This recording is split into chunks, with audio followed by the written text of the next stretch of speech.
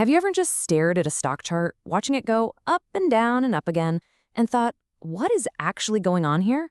Well, you're in the right place. Today, we're going to pull back the curtain and figure out what really makes stock prices tick. I mean, that's the big question, right? Sometimes the movements look totally random, almost chaotic, but I promise you, there are some really powerful and actually pretty understandable forces at play. We're going to build a simple framework to see exactly what they are. The best way to think about a stock's price is to imagine it's an onion. Strange, I know, but stick with me.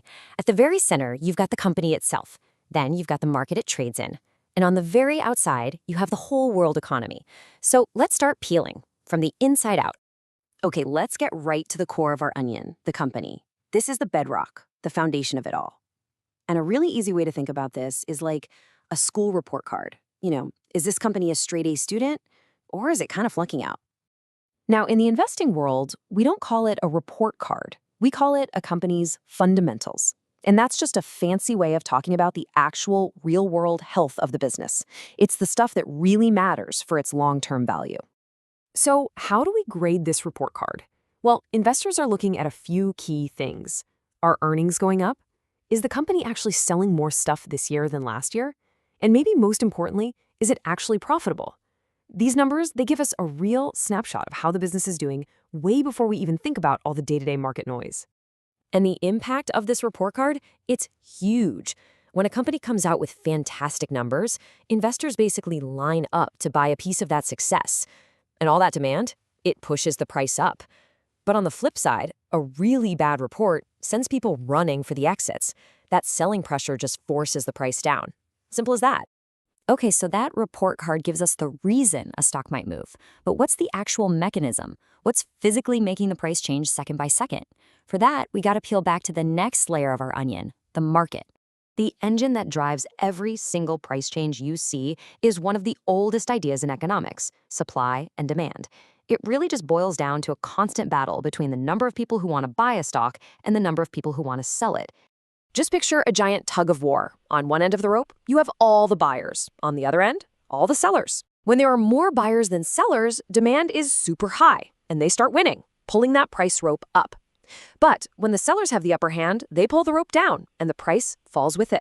Every single price you see on your screen is just the live score of that ongoing tug of war. All right, so we have the company's health at the core and the market's tug of war in the middle.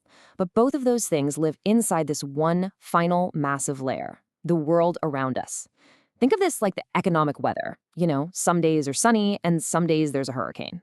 Right, because a company could have the best product in the world, the smartest CEO, but it doesn't exist in a bubble. It's part of a much bigger economic system, and it's constantly being pushed and pulled by forces way outside of its control. And what are these forces? Well, they're the big headlines you hear about all the time. Is the economy as a whole growing? Is inflation making everything more expensive?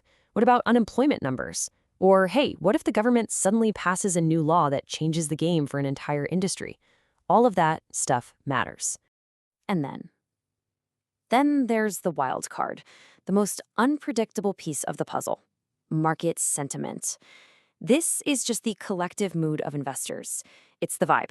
It's driven by emotion, by what we think is going to happen next, and it can change in an instant because of some breaking news. And here's the crazy part. Sometimes pure emotion, fear or excitement, can completely take over and move prices in a way that has nothing to do with a company's report card. A wave of fear can create a selling panic, and a surge of what people call FOMO, the fear of missing out, can create a massive buying frenzy. Never underestimate the power of human emotion. So there we have it. We peeled back all three layers of our onion.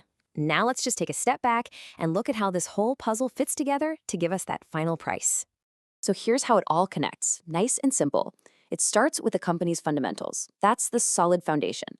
That information then hits the market, where that tug of war of supply and demand actually sets the price. And that entire battle happens inside the big picture economic weather, the global events and human feelings that influence everything. Those three layers are constantly interacting all the time to create the price you see at any given moment. So you can look at the report card. You can watch the tug of war. You can even check the economic forecast.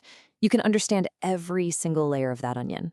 But the one thing that no one can ever truly predict is what millions of other people are going to think the future looks like. Because in the end, a stock's price isn't just what it's worth today.